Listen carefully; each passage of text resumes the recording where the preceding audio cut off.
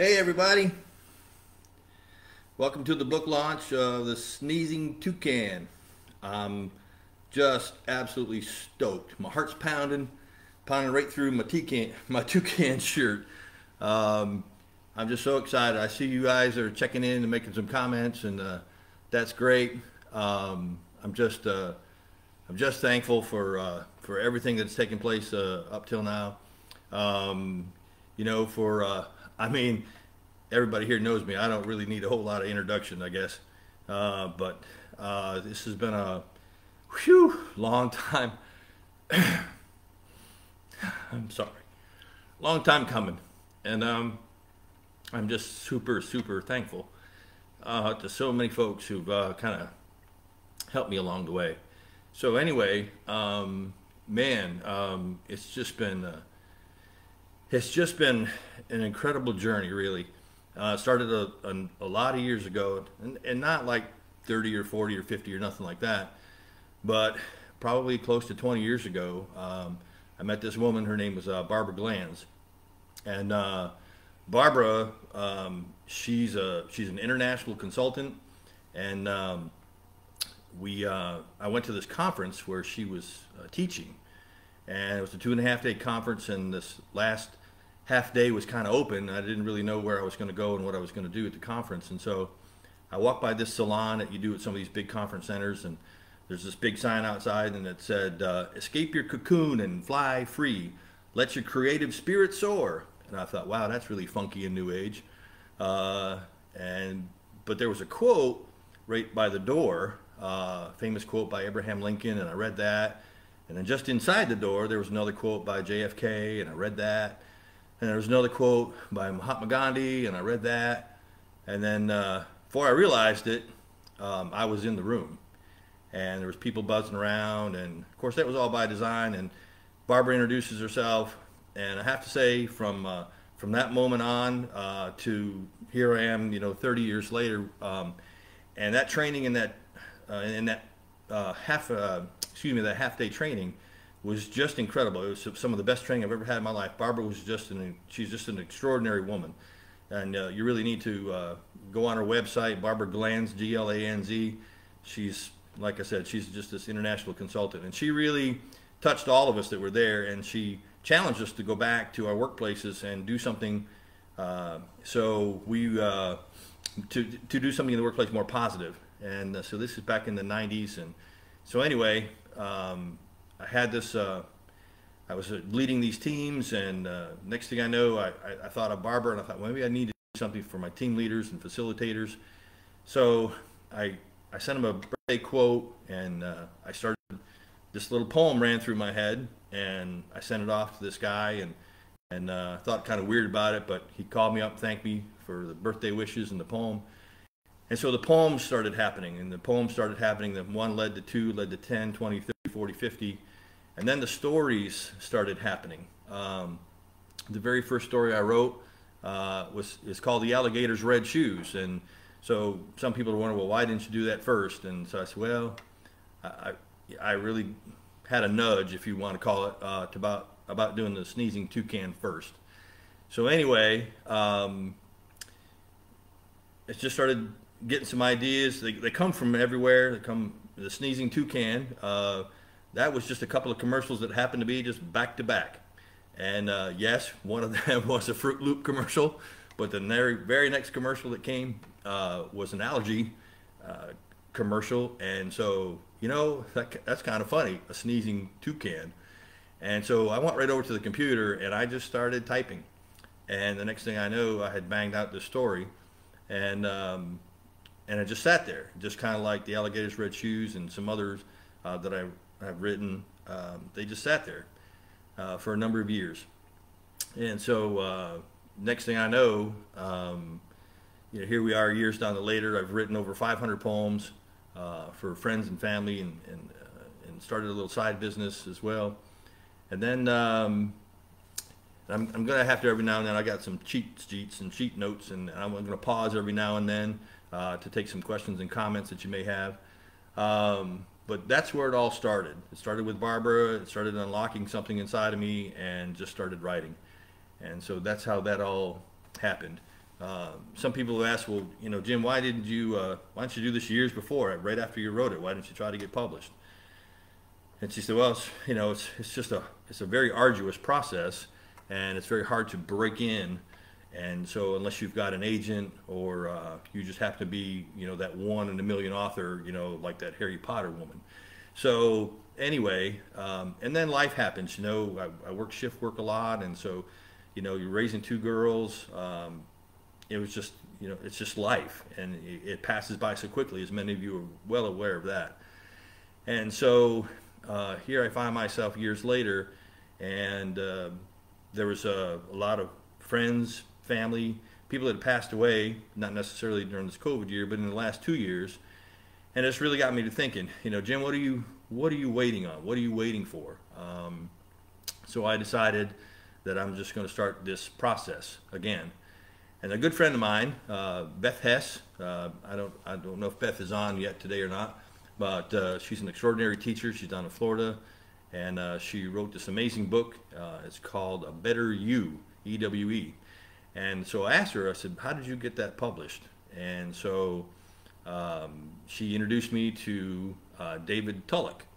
And David Tulloch is the publisher there at Parsons Porch. Parsons Porch is based in Cleveland, Tennessee. And so she made an introduction for me, and I got to talking with David, and David said he would like to see the manuscript. And while the manuscript was there, I read up about Parsons Porch and what David was doing. And it's a small publisher. It's not like Henry Holt or anybody like that, but he's got an extraordinary way of helping people, and through his publishing company. And so what they do is, their byline is turning books into bread and milk. And so every book that's sold through Parsons Porch and through that publisher puts milk and bread on somebody's table who's less fortunate and in need there in Cleveland, Tennessee. So I really love that idea. I thought, wow, that's just great. Well, in the meantime, he came back and he accepted the manuscript. And so now it's just like, okay, where do we go from here? And so I'm going to pause just for a second, and if somebody had a question or two, and I'm going to grab a little swallow of water, but if you had something, I'm trying to look at my feed here for the comments. And so if anybody, hey, I've got a shout out to a couple of folks. I see you guys on there. Hey Debbie, hey Patty, hey Marilyn, Bridget, Corinne, all you folks, thanks for joining me today. I really do appreciate your help and support. Hey, from Myrtle Beach. So for those of you that may not know, you should know, but I'm here in Raleigh, just south of Raleigh, in a little town called Anger, and this is just a little corner of the living room. So we're just kind of hanging out, and we're going to be talking about the book. So I'm going to pause just for a second here and grab a swallow. I talk a lot, so I get dry. Sorry.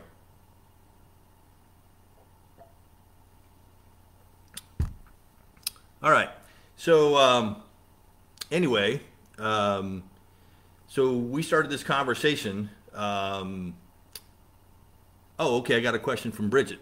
Did you use the public link? Some can't get on. Yeah, I did the public link, and I sent it out there. So I'm not really sure what's happening there, and I apologize if some folks are not able to get on. I do hope that at the end it'll be recorded, and they can watch it maybe at a later time. So, but yes, I sent out that public invitation. So I apologize if people can't get on yet. I'm not really sure what the deal is with that, Miss Bridget.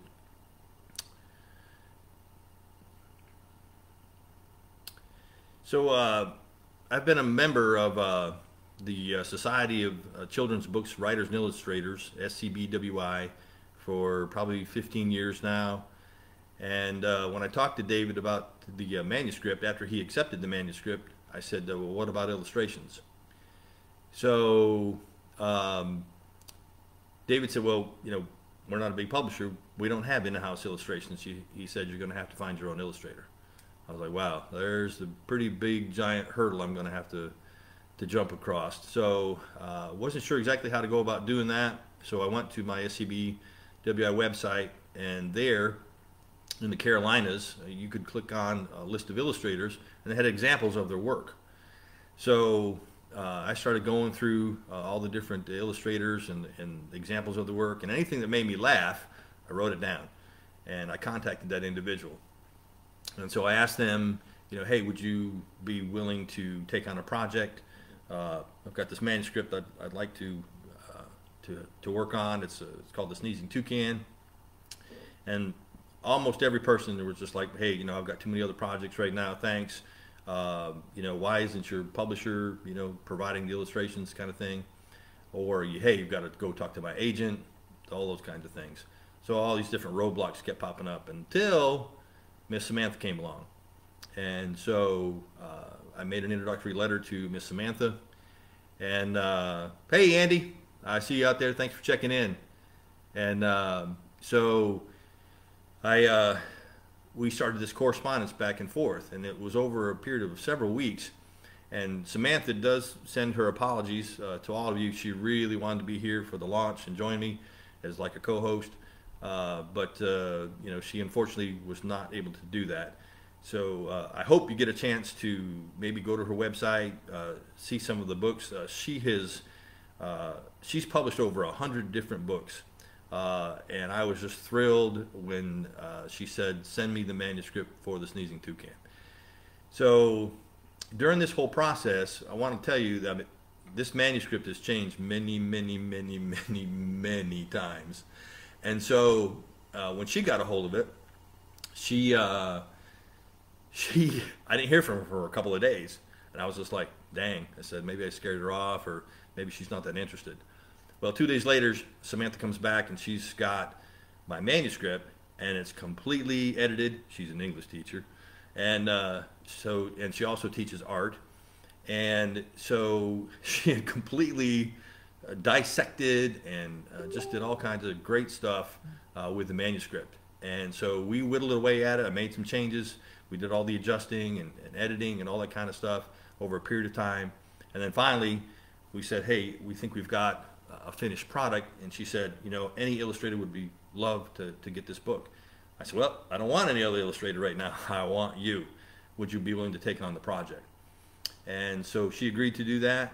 And so we signed a contract. And so she started doing some of the illustrations. And so I think some of you may have seen, some of the things on my website. My website there, www.rhymesforlife.com. That was one of the things that David Tulloch suggested, that I start a website, blog, all that kind of stuff, and kind of get, people exposed to, what I'm doing, and about not only my poems, but now the story. And so I started all that, and that's been great. It's been fun. Some people have been checking that out, and I appreciate that. And a lot of you guys are signed up for my blog. I appreciate that. Love that too. But then the sketches started coming, and so slowly but surely, Samantha starts sending me the sketches, and then so this is one of the sketches. Not sure if you can see, maybe that's a little bit better. But anyway, she starts with a sketch, the drawings, and she said, if you go to her website, she just talks about, her doodling and drawing and pets that she had as a kid growing up. Here's another sketch. You'll find this sketch in the book that we're going to be reading here shortly. So this is just one of the sketches that she starts with, and then we go through this process, and it's quite a process. It's a lot more than I thought. It's just not doodling and filling it in with color and calling it an illustration. There's much, much, much more. There's I think it's either like a 4 or 5 step process that she goes through, and she was experimenting with some new media. And so as each illustration came in, we took the time and I went over it. And unlike a traditional publisher, who if they accept the manuscript, it goes to one of their in-house illustrators, and I really don't have a whole lot of say or control over the illustrations. That particular illustrator, he tells his version of the story based on pictures, and then of course the manuscript and my words. But in this case, I could do that. It was great. And so every illustration that came through, we collaborated on and made some adjustments, and I just love what she did. You're going to be, I'm telling you, this is just, she did just a fantastic job. And so I hope you give her some credit. So anyway, sorry, I got to check my notes. So hey, Miss Susan, hey Linda, see you guys there. Appreciate you guys checking in. So so while the illustrations were going on, I decided when I started the website and the blog and all that, that was a whole new learning experience too. Jim doesn't do that kind of stuff. Jim's not an IT kind of guy, but I do like to learn new things. So I went to WordPress. I tried a couple of different blogs, but I really liked WordPress. It was easy to build in blocks. So I was able to kind of get that figured out and get the website up and going and make myself known, I guess, to the internet. And that's a scary proposition. But anyway, hey, Miss Brenda. So what did I do then? Oh, so during that time, I came up with this idea.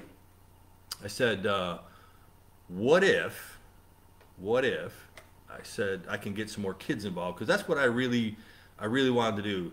I've done some of these readings a long time ago. Shortly after I made these stories or wrote these stories, I was invited to a couple of elementary schools back in Kingsland, Georgia, for the Reading is Fundamental program. And so that was challenging. It's daunting if you ever want to stand in front of an audience of third, fourth, and fifth graders and read a story and put yourself out there, because you know kids and they're going to tell you exactly how they feel. And fortunately, they all love the stories. I read 2 or 3 of the different ones that I had written at the time, and so I was like, this is great. This is so much fun. And even got a chance to go down and present when I was in Jacksonville as an energy trader down there. I got to go to New Berlin Elementary School, and we did another reading down there. And everywhere I went, the kids loved the stuff, but they always wanted to know, where's the illustrations? Where's the illustrations? So I kept thinking, well, what can I do to get these kids involved in this project? And so I came up with the idea, and I talked to Samantha about it, and she had done something similar. And so she made a how to draw a toucan tutorial, and she put on after she was done with the tutorial, I put that on my website. And then I started contacting through, and as many as you know, I reached out through good old Facebook and other contacts that I have, and I said, hey, any school teachers, I would love to get some of these kids drawing toucans, and if they do that, I'll post them on the website, and so kids' artwork can become famous.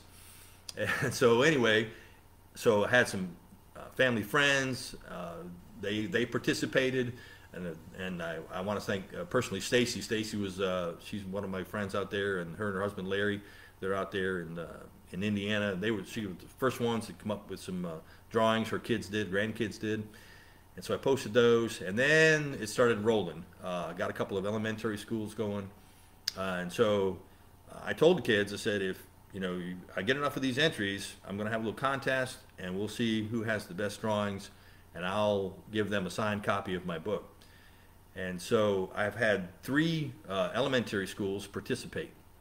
And so right now I'm going to introduce to you the winners of each one of those books. Give me just 1 second.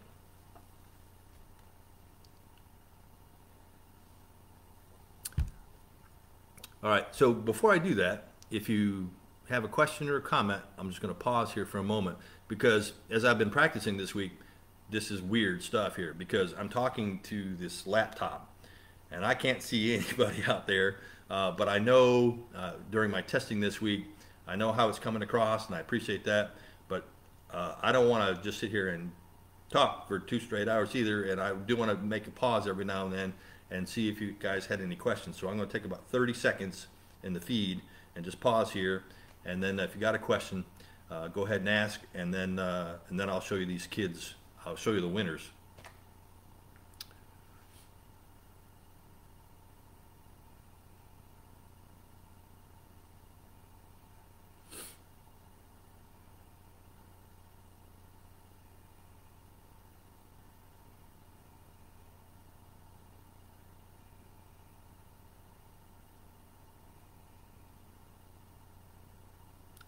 Silence is deafening sometimes, let me tell you.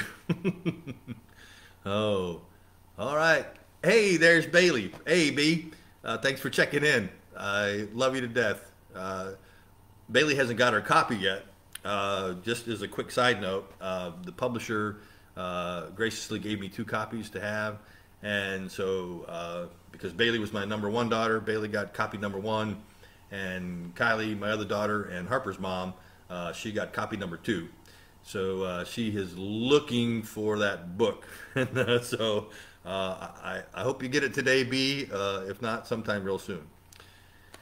All right, so here's the kids' drawings. And so we're going to start. This is from a elementary school here in Raleigh. And this is from a kindergartner. Kindergarten class participated. We had about, I think there was 11 or 12, I think, in this particular class. Oh, hey, okay, well, let me pause 1 second because Corinne had a question. The book currently, and I will tell this, I'll reiterate it again at the end of the broadcast. The book is currently available at Parsons Porch, which is the publisher's website, and that's PARSON', Parsons Porch. Also available on Amazon and Barnes & Noble. So, all right, so here is the first one. This is from Harper, which really is quite a coincidence because, you know, and it's not my granddaughter, so don't think, you know, she's getting a free book or I'm plugging my granddaughter, nothing like that. It just was one of those coincidences, coinky-dinks. But this is from the elementary school, Sycamore Creek, there in Raleigh. And the teacher there is Tammy Mims. And so, Tammy, we appreciate your efforts in getting the kids to draw. And so, Miss Harper is going to get an autographed copy of The Sneezing Toucan. Isn't that great? So, the second one is from our 3rd grade. And I'm not sure, I'm going to put that a little bit closer to the screen there. And then I'll pull it back. But this is from Janelle. And this is, she's in 3rd grade, and she attends school out there in Lincoln, Nebraska, Grand Island, Nebraska, and it's called Lincoln Elementary. So, isn't that great? So, congratulations there to Miss Janelle. I'll be sending her an autographed copy of The Sneezing Toucan.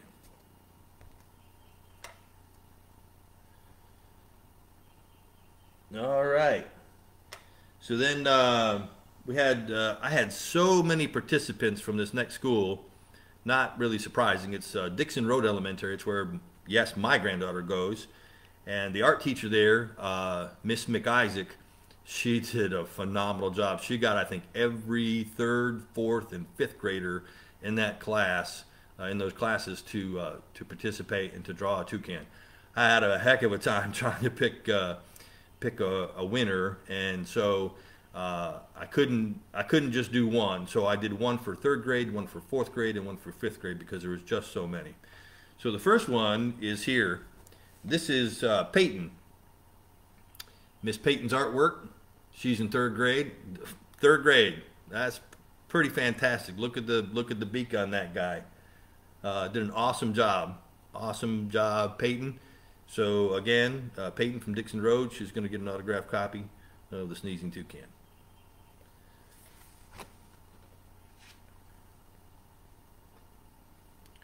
This next one, whew, this is Aubrey.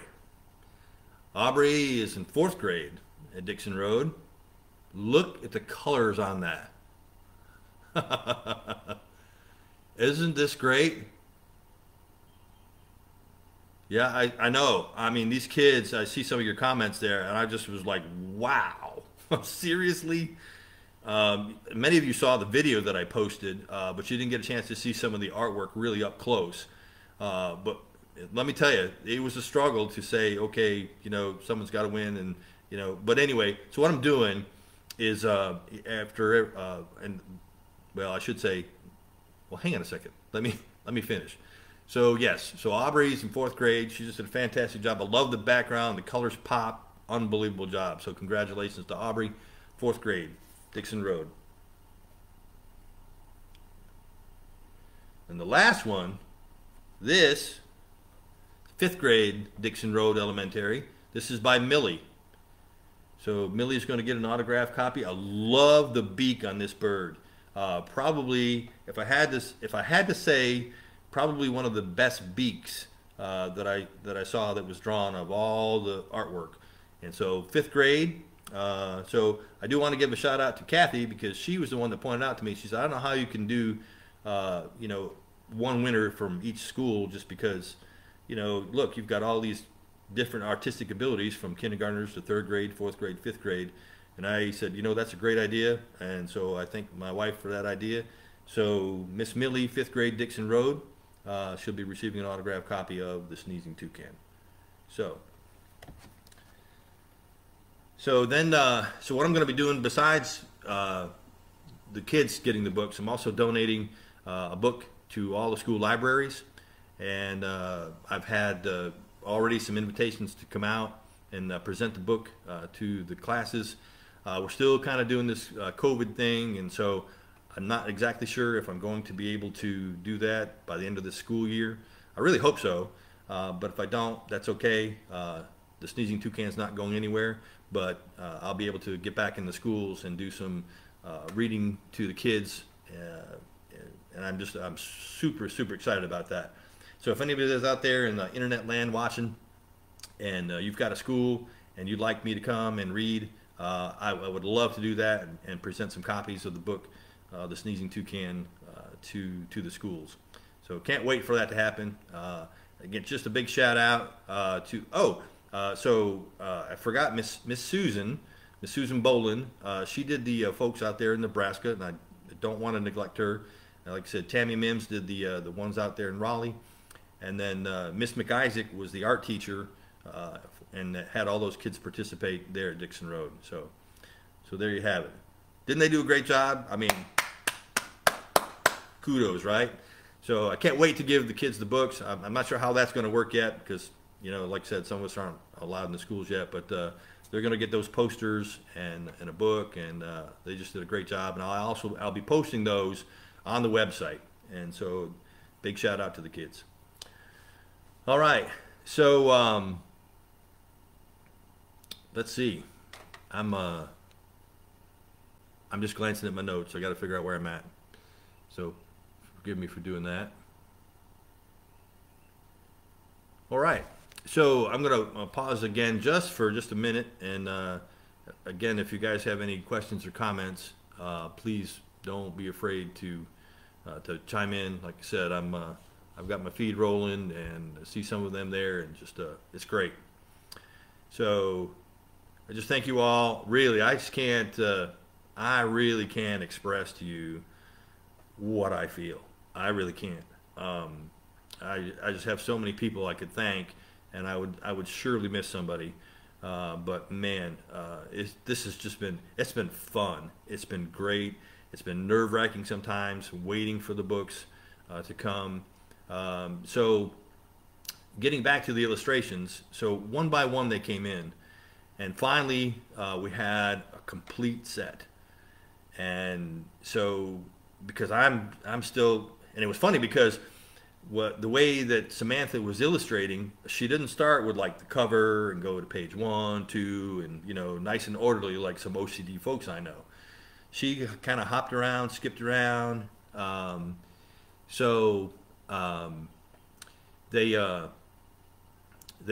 were all over the place, and I was kind of having a hard time because I was reading the story, and then I was like, okay, I'm waiting for the next picture and the next illustration. But Samantha just had her way of doing things, and I just accepted that, and like I said, we've just made the adjustments along the way. But finally we ended up with a full set of illustrations.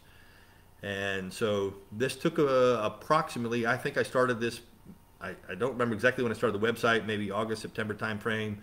And then I got in contact with Samantha, and I think she started the illustration process maybe sometime late November, December.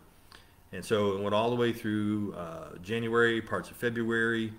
And so in each day and each week that went by, it was just like, wow, I wonder what I'm going to see this week. And then the full set finally came, and we laid it out. And the hardest part I didn't realize was really is making enough space in the illustrations for the text. It's got to fit somewhere. And you're going to see just exactly how Samantha did that in just a few minutes. So once the set was done, and of course this entire time I'm in contact with the publisher, with Mr. David, and I'm giving him updates, and I'm asking him all kinds of questions because this is all new stuff. I mean, everything I've done is just new ground. I guess I'm breaking, and no, well, not it's new ground for me. It's not groundbreaking, but just learning new things and learning about this whole publishing book adventure. And so, anyway, kept David in the loop, asking questions, getting information, back and forth, back and forth, back and forth, until finally I sent him the completed illustrations. And so what David does then is he's got a group of people there, and they send out what he calls the final galleys, and that's I guess the industry term. And so he sent the galleys back after I think about a week or so, and said, "Here you go." And I realized that once you sign and seal and say this is it, well, then this is what's going to be the book. And so the books came back, and the galleys came back and forth several times, and Samantha and I coordinated every time they came back. I'd ask her questions. What about this? This doesn't look quite right here, quite right there. She said, no, we need to adjust this, adjust that. Font size. I mean, it was 1,000 little things. And then finally, it went to the publisher. He came back with a final set of galleys, and Samantha and I both looked at them, and they were just perfect. And we said, we're ready to go. And so I sent my approval and signed the contract with Parsons Porch, and then it went off to the printers. So then it's just the waiting game. It's just waiting and waiting and waiting. So, oh my gosh, it was just killing me. And I got to give a shout out to my work wife. That's what we call each other, Mark Shepard. You know, I would be on night shift and it'd be 2 o'clock in the morning, and I would be bending Mark's ear, about, when am I going to see these books, and so on and so on and so on. And he'd see me go through this whole process, and so he's been a great supporter and friend of mine. And so anyway, I just happened to be checking one day, and all of a sudden I see the book on Amazon, and I was just like, well, wait a second, how can I don't even have the books in my possession yet, and they're available on Amazon and Barnes & Noble. And so got together with David, and he said, this stuff happens sometimes, and so I'm just waiting. Well, Mark, this is just a quick story. I thought it was kind of funny. Mark ordered the book on Amazon. He ordered some copies for some of his friends. I think I'm trying to remember exactly who it was for. Forgive me, Mark. But anyway, so he ordered the books. So, and it said they were going to be here. This was like on a Thursday or Friday. He said, oh, they're going to be here, like on Tuesday. And I'm like, no way. There's no way you're going to get your books before I get my books. There's no way. Well, yes way. Mark got his books that Wednesday, almost about a week and a half ago. And then he felt bad. He came in the next morning. He said, oh, look, here, you take the books. The books came in. You really should have them. And I said, Mark, I can't do that. And he said, no, I insist. And so, well, we had a really busy day at work that day, and I didn't even have a chance to check my text messages or nothing like that. I got home, and I got out to the car and checked my phone, and there's a message from Kathy, and she said, there's a box here on on the porch for you. And she said something has arrived. And I was just like, oh my gosh. I raced home and tore open the big book, the box, and opened up the book, and there they were. So just super excited, and just can't even tell you, my heart was thumping the whole time, and pulled out the book. And so, yeah, it was just one of those kind of moments. So, sorry about that. I was just kind of speechless for a few moments. I just really wasn't sure what to say or what to do. But finally, we got into bed that night, and Harper wanted me to read the story to her. And so we read the story, and she paused it several times, and I'll make, some of you have heard the story, some of you haven't, but so by about maybe 3/4 of the way through the book, we're almost done, and she stopped me. And she said, Papa, you wrote this book? And she looked right at me, and I was just like, wow. And so she said, "You wrote this book." And I think she kind of put it all together. It was just like she'd heard the story. I told her the story. She'd seen some of the illustrations that came in, but she'd never seen it in book form. And so when she said that, I said, "Yeah, Harper, Bappa wrote a book." So I'm just like amazed. And so I wrote about that on my blog, and I just was like, just so tickled. So I'm going to pause just for a second and answer any questions or comments you might have, and then we're going to read The Sneezing Toucan. So I'm going to pause just for a second.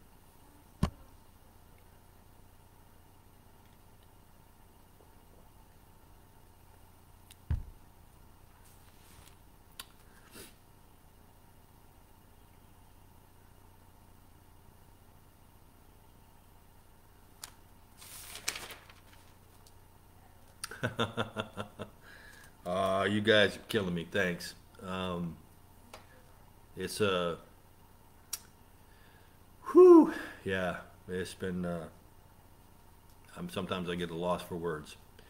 So when I'll tell you this, Bailey's got a question. Oh, I did not see that question, B. I might have scrolled back there. Hey, sorry, Andy. I see your question now. Yes, the Sneezing Toucan will be coming out in hardback. I've already placed an order for those, and I think once it goes through that process. So what happens is Parsons Porch has a distributor called Ingram Content, and Ingram handles all of Amazon books, if you can imagine that. So they're a huge, huge, huge distributor. And so what Parsons Porch does, what their publishing does, just like with the softback, they'll do the same thing with the hardback. David loads that set of galleys into a specific format. The format for the soft cover this is like I think it's like 8.5 by 8.5. I still don't know yet about the dimensions of the hardback. I don't know if the hardback will be the exact same size, or if it'll be maybe like your traditional size hardback, if you know what I'm talking about. Not the size of a little golden book, but it's like a little bit bigger than that. So thanks, Miss Faye. Hey, Miss Jen. So so what we'll do is so Ingram handles all of that. He loads the galleys.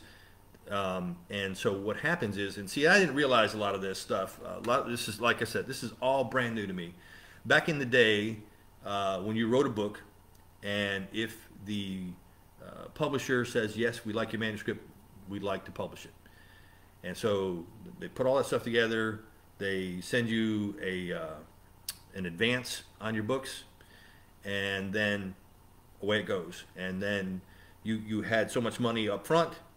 And then if you kept selling books and your books did really, really well, and then once you got paid basically your advance, then now you start collecting royalties. In this day and age, because there's just such a huge presence online now, and books are being printed on demand, more so now than ever before. There is approximately 500,000 books that are published every single year. It's crazy. Less than 5% of those books, out of 500,000 books, 5% will only sell maybe more than 250 copies. So when you go to publish a book, that's a pretty scary proposition, okay? And so, one, I have the utmost confidence that I know this book is going to sell more than 250 copies. And the reason I know that is because when I went in on Friday, and those books came in on Thursday, and I took them to work. I only took I took maybe a dozen books with me on that Friday, because I got them. I'm going to sell them. So when I got in on Friday, one girl bought 7 copies. So I'm just saying, I know I'm going to sell more than 250 copies. So I feel confident of that. That's not bragging or nothing like that, but it's a good story and they're great illustrations. And I have this incredible, wonderful network of family and friends and coworkers that have just been so supportive of me since day one. I just can't. It just, like I said, sometimes it just renders me speechless. So yes, it is coming out in hardback. Someone had asked me early on about like a Kindle edition or an Audible book. I've got to ask the publisher about that. I would love to be able to do an audio book for this. I think it would be fun, and I'd like to do it. I know sometimes they've got specific people, you know, to do those kinds of things, but I would really love to be able to do the audio version of the book. So, any other questions? Because I'm gonna pause one more time, and then I'm gonna read. So I hope get your family, friends, and kids around, and we'll read the book together.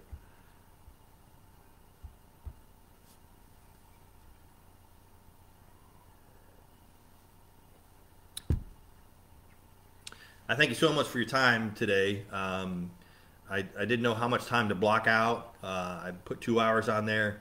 We're not going to be going 2 hours. I just set aside that block of time because in case, you know, like you said, there was a lot of questions, comments, or those kind of things, and if I got into some kind of lengthy discussions. But I just wanted everybody to know, you know, that particular the process. It's just it's a long process. It's not like something you can scribble down and throw some coloring drawings at it and go publish it. There's so much more to it. So, all right. Well, without any further ado, seeing no questions or comments, let's read The Sneezing Toucan. I feel like this is somewhat like, you know, story time, or almost like Mr. Rogers' Neighborhood. But anyway, The Sneezing Toucan by Jim Monroe and illustrated by Samantha Bell. Please see her, see your website. If you get a chance to comment on her in any way, you'll see why here in just a second. Sneezing Toucan.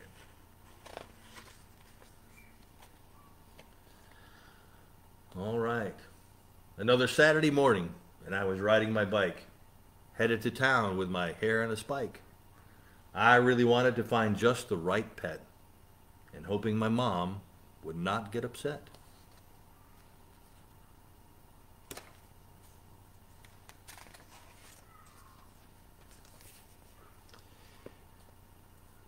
Let's see, I got to get this camel angle just right here. She doesn't like snakes or lizards or cats or hamsters or pigs. No, nothing like that. No dogs, fish, or turtles, and no rabbits, of course. And I'd better not think of ever getting a horse. I thought about monkeys and baby goats, too. And I'm certain a chicken just wouldn't do. So into the shop I went looking around, wondering if the right pet would ever be found.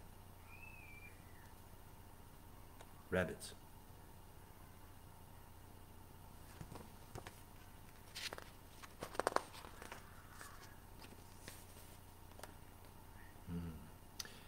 Two puppies were wrestling, a shepherd and collie. There in the tank swam a whole school of mollies. 3 Siamese kittens in a box on the floor, and gerbils and ferrets scurried all through the store. A 7-foot python slithered in a large crate. Although Mom wouldn't like it, I thought he was great.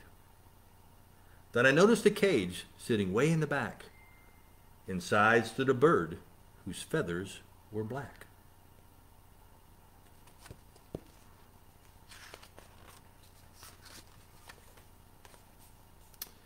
His neck a bright yellow, his feet a pale blue, his nose painted orange and red and green too.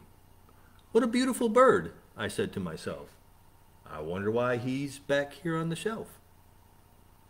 While I stood there just staring at the gorgeous toucan, I felt a tap on my shoulder. It was the old pet store man. He said, "Son, you don't want that big-nosed black bird. because he's got a problem that's really absurd.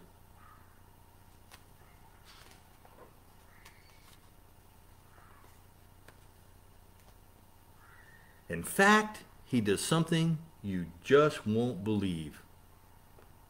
That big-nosed blackbird can do nothing but sneeze. Well, I stood there a moment, not sure what to do, when all of a sudden that bird went, "Bachoo!" The man checked his watch. It was a second past 10. He said in 1 hour, he will do it again. Hour by hour, that bird just won't stop. So I placed him here in the back of the shop.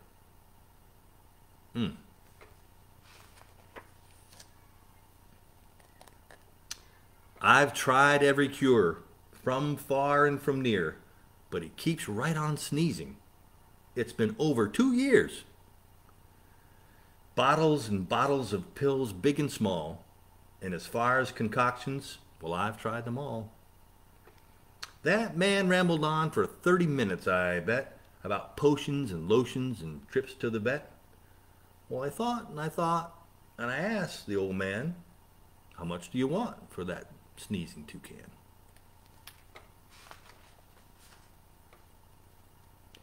"Well, he's been here a long time. I'll sell him half price.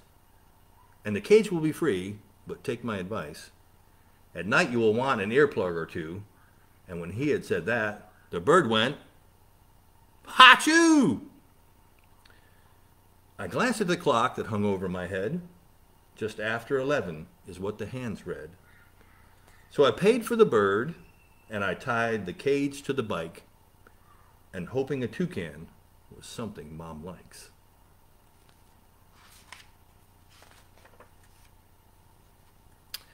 As I pedaled home, my stomach started to flip, and my knuckles turned white from a very tight grip.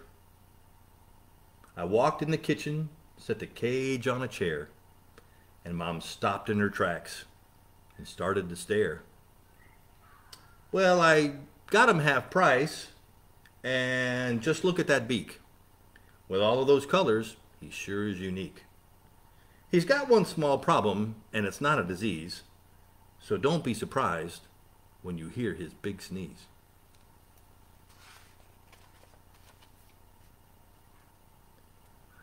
Mom said, "Yes, that toucan is one gorgeous bird, but I'm not convinced it's a pet I prefer.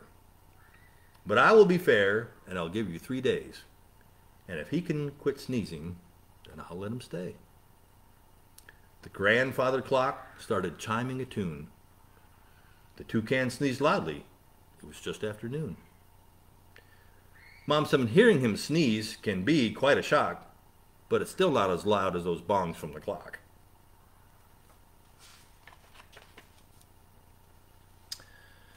Now it's day number 2. I needed a plan. So I put fruit and veggies inside a large pan. I fed him at breakfast, I fed him at lunch, and all through the day he continued to munch. The toucan ate cherries and carrots and beans and apples and corn and 2 tangerines. I tried melons and grapes and celery and peas, but that bird like a clock just continued to sneeze.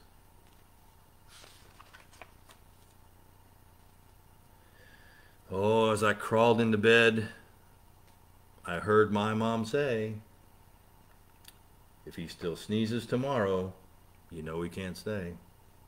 I must leave in the morning, but I'll be back afternoon.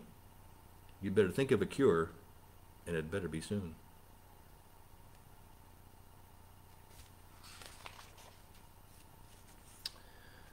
The next morning came fast, and I heard the loud chimes. That toucan sneezed hard at a second past 9. Then I got an idea that I thought might succeed. So I grabbed all the tools that I thought I would need.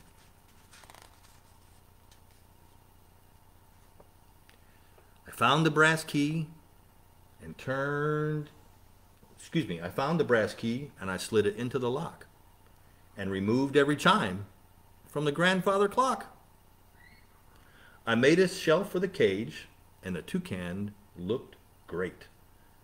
Then removed the glass door as Mom came through the gate.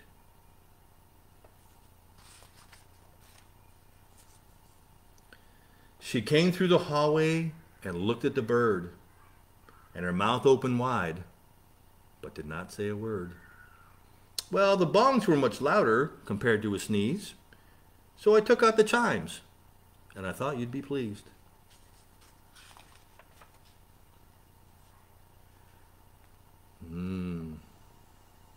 Then her face began melting, and she said with a smile, well, it looks like that bird can stay quite a while. Now our clock is unique, and the toucan is too. It was a tick after 1, and all we heard was, achoo!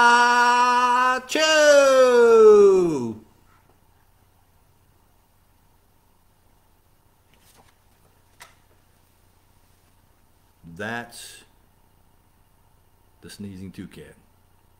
Bappa wrote a book. Thanks, everyone.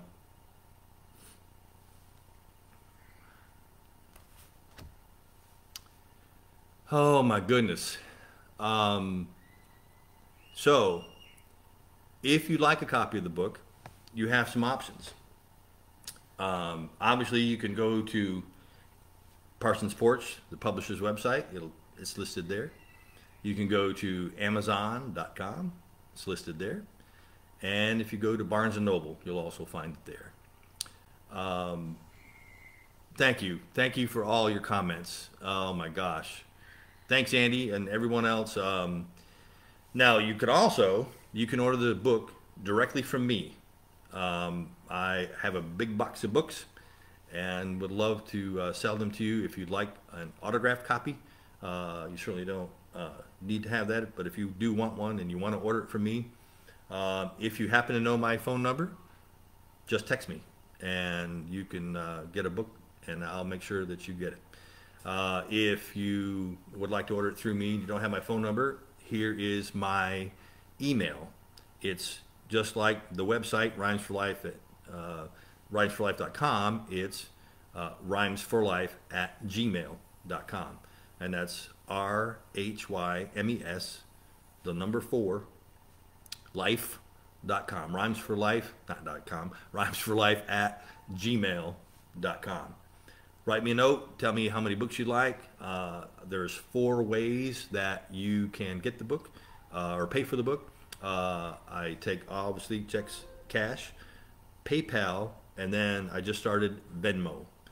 So there's 4 ways that you can pay for the book. Like I said, if you buy it from me, tell me if you'd like it autographed or not, and I'll make sure that you get a copy or 2 or 3 or 7, as in some cases are. So I would love to be able to get those books out to you. Also, a really quick story.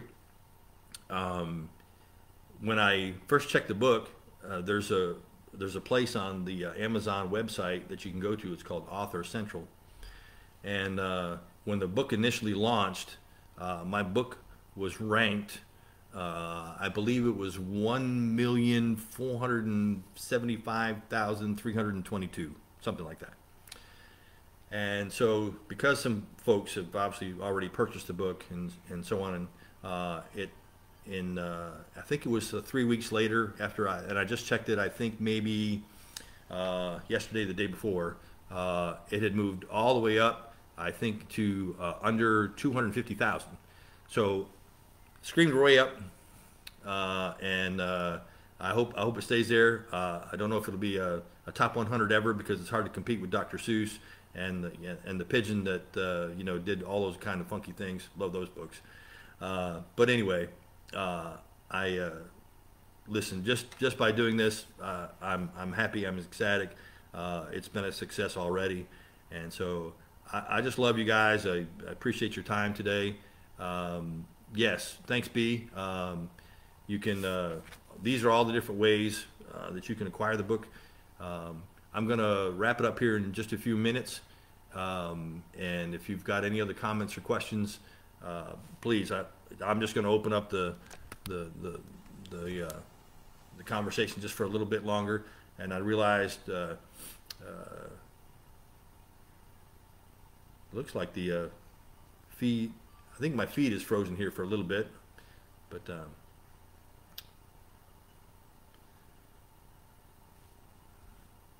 all right.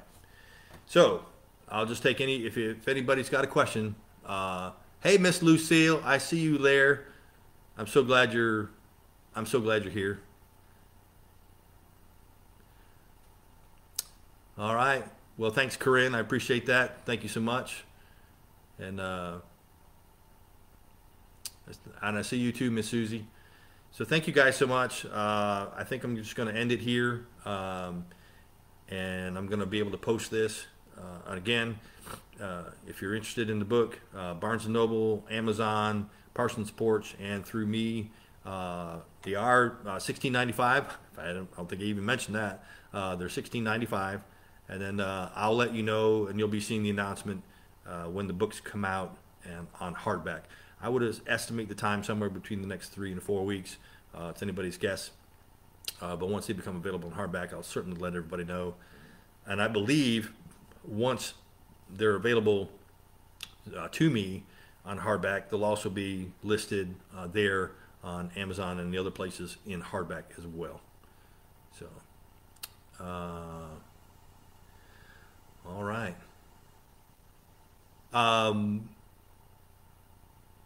Patty's asking, what was the favorite part of the book? Wow, it's a great question. So here's a hidden gem. I put 2 in here. If you noticed, this is, I'm going to show this real quick and tell you a quick story. This is one of my favorite parts right here. And I don't know how close you can see to this, but for those of you here, do you remember the 2 puppies were wrestling, a shepherd and collie? And yes, hang on, B, and I'll tell you what my favorite illustration is. So, but in this particular page right here, dang, I'm reversed. This camera stuff is tricky. The shepherd and the collie. So when my youngest daughter, Kylie, was 4 years old, that's all she talked about for like 2 years, since the time she was 2 until 4, about getting a dog. She had to have a dog, had to have a dog, had to have a dog. So we got her a dog. We got her a collie. So Lucky was with us for approximately 11, 12 years, I think. And then obviously, you know, dogs do what they do sometimes and pass away. And then, well, currently, Kylie has an Akita Shepherd. Not a German Shepherd, but a Shepherd nonetheless. So when Samantha did this illustration, the dogs didn't have any collars. They were just wrestling. And I don't know why, after all these years, during this process, it dawned on me, hey, you know, Kylie had a Lassie, had a collie, and she currently has an Akita German Shepherd. So I was just like, is there a way to put on collars and tags on these dogs? Because Samantha was already done with the illustration. And she said, yeah. She said, I can go back and I can change that pretty quick. And I said, awesome. So when you read the book, you're going to, if you look at the tags on the dogs, you'll see there the collie named Lucky and the dog named Roxy. How about that? So when I read that to Harper the other night, she stopped me. She put her hand right on this page, and she starts pointing at the dogs, and she looks at me and she said, "Did you do that?" I said, "Yes, I did." And so when Kylie first saw it, it was great. It was a great moment. I kept it a secret until I gave her the copy of the book, and she read it, and she got there, and oh my gosh, she just held the book to her chest. It was just awesome. It was a great moment. So anyway, Patty's asking me about a book signing. Yes, at some point in time, I hope to make it out and do maybe, you know, some of these fairs and events that are around. Yeah, I definitely would like to do that someday. I think it would be fun to maybe collaborate with some other folks that I know and maybe get a booth or a tent or something at one of these festivals and have a signing. But yeah, I would definitely like to do that, Patty. So thank you for asking. So I have to say, Someone you asked, this is my favorite illustration. Someone was asking. This is my absolute favorite illustration. I don't know how clear it comes across on your screens, but when you get the book, you will see the detail in these fruits. I mean, it is just incredible. It's I mean, I couldn't say it was this side or this side or this side. I mean, it was just this 2-page spread is absolutely one of my favorites. It's just so eye-popping, so full of color, so full of detail, and you'll see, you know, why Samantha's published 100 books. And I mean, I can't say enough about her. And just let me say, and as I said in my blog, and maybe you've read it, maybe you saw it on the website, or maybe you saw it on my post, but it's kind of like in the book of Ezekiel in the Old Testament. It's a place called the Valley of Dry Bones, and one day as the prophet spoke, the bones got up and walked around. And that's how I feel about, you know, what Samantha did to this.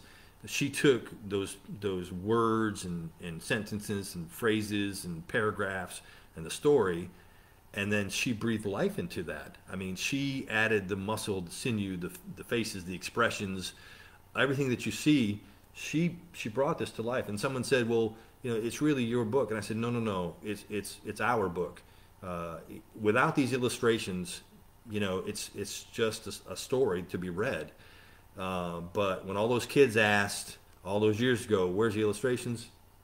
They're here now. And I really I was absolutely thrilled. I can't wait. I'm hoping the next one comes out. What I have in store is to actually do the alligator's red shoes next. I'm hoping Samantha will take on that project as well. And I hope that happens sooner rather than later. So I know one thing, it's not going to be another 5 or 7 or 12 years before I wait and put that one out as well. So anyway, all right. Well, all right, everybody, listen, I've taken up well over an hour of your time. Thank you so much for everything. This is the introduction to the Sneezing Toucan. You'll find it in bookstores someday. I hope. Harper asked me, will you be able to get it in the store? And I was like, well, I don't know. Those things are really not up to me. And actually, Harper gave me my first critique, and she said, Bappa, she said, you need one of those stickers up here that says early reader. I said, well, she said, can you get those stickers? And I said, well, the stickers aren't up to me. They're up to somebody else. But yes, I think it's a great book. It's a great rhyming book. And I hope you get a chance to read it to as many folks as you possibly can. So, all right. Well, thanks, everyone. I really just can't say it enough. Thank you for all your love and support. And I hope to see you all sometime soon. I hope to make it to everywhere. I hope to make it down to Florida, see you folks down in Jacksonville, to go out there to Nebraska, see our friends in Nebraska. I hope to make it all the way out there to Salem, Oregon, and see our folks out there too, and continue to be in the Carolinas, Georgia, Alabama, all of them. I can't wait to see friends and family and go and introduce them to the Sneezing Toucan. So, all right, thanks everybody. Thank you, one and all. I really can't say it enough. Thank you. I'm going to be signing off in 5, 4, 3, 2, 1. Take care.